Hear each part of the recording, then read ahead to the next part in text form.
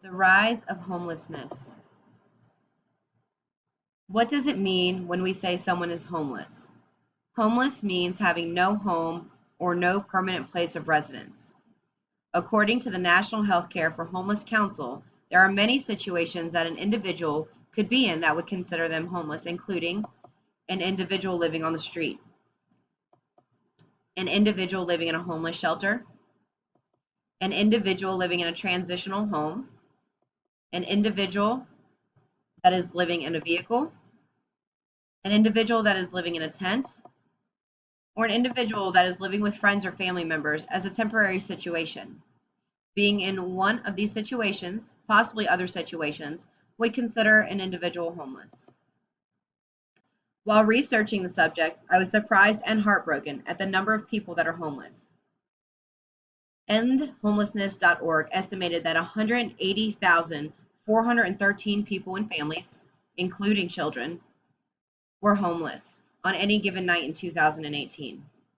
372,417 single individuals were also homeless on any given night in 2018, followed by 88,640 individuals who have chronic patterns of homelessness.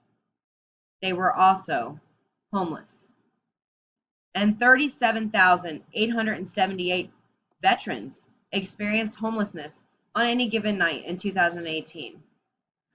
According to HomeAid, as many as 3.5 million Americans are homeless each year. Of these, more than 1 million are children. Children are sleeping on our streets, hungry and dirty. They have no choice in the matter, nor can they fix the situation. There are many things that can cause homelessness. Some of them can be because of a drastic change in life or life situation, such as the loss of a loved one, the loss of a job, an accident, domestic violence, divorce or other family disputes, displacement from a natural disaster, untreated mental illness, PTSD, depression, or physical disabilities.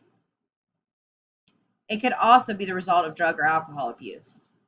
Most of the reasons listed are beyond an individual's control. In a lot of situations, an individual is already living paycheck to paycheck, and when one of the situations like mentioned above comes along, it could cause them to lose everything. How can you help? As individuals, there are many ways we can help in our communities. We can volunteer to help organizations like Habitat for Humanity, the Salvation Army, local soup kitchens, food pantries, or clothing closets. We can even organize some of those things ourselves. If you don't have the desire or time to volunteer, you could always make donations of unused clothing, money, or food. That would be helpful to any organization that helps homeless families and individuals.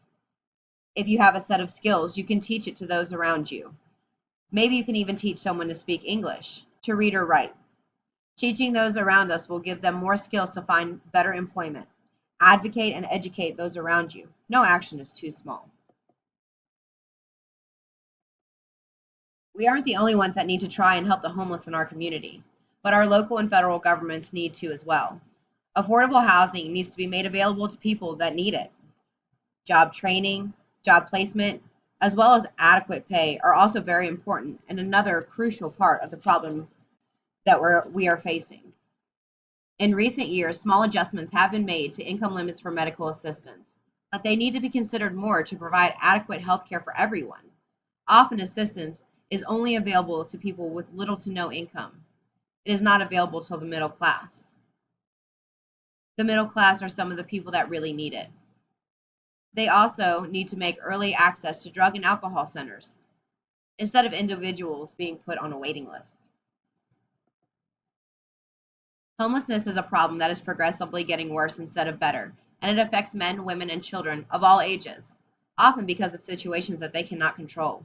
As communities, states, and as a nation, we need to get this problem under control. No one should have to sleep on the street because they have no other choice. Instead of building more homeless shelters, we need to help these people to get back on their feet with the support and skills they need to move forward with their lives.